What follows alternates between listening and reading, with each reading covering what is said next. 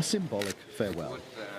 On one of his last duties as the US Secretary of State, John Kerry arrived in Vietnam on Friday to reaffirm America's diplomatic commitments. Almost 50 years after he fought in the Vietnam War, Kerry's tenure in government has been during a time when America and Vietnam relations have never been better.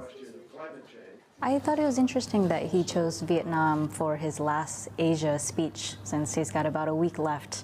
And I think it kind of shows how Vietnam holds a special place in his heart as a Vietnam War veteran. The U.S. sees itself making a lot of progress here. It feels encouraged. So it feels more political will to invest in this part of the region. Developing ties with Vietnam was seen as fundamental to the Obama administration in increasing America's presence in Southeast Asia. But with Donald Trump soon to be sworn in as US president, there's set to be a very different approach to the economic agreement which had been fundamental in linking the two countries.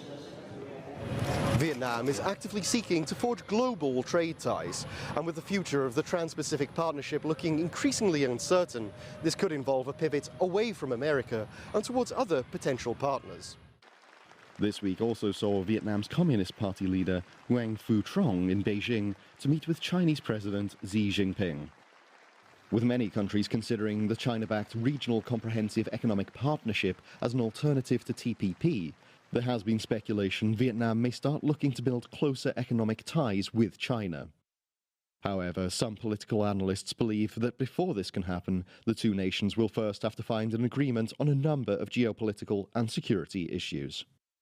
The history between Vietnam and China goes back a long way. The two countries share a lot of areas where their economies interact. This includes issues of fisheries. This includes issues of energy exploration in the South China Sea. There are areas of cooperation to be had, but these must overcome whatever political, domestic reasons for there to be obstruction to seeking gains from this sort of cooperation.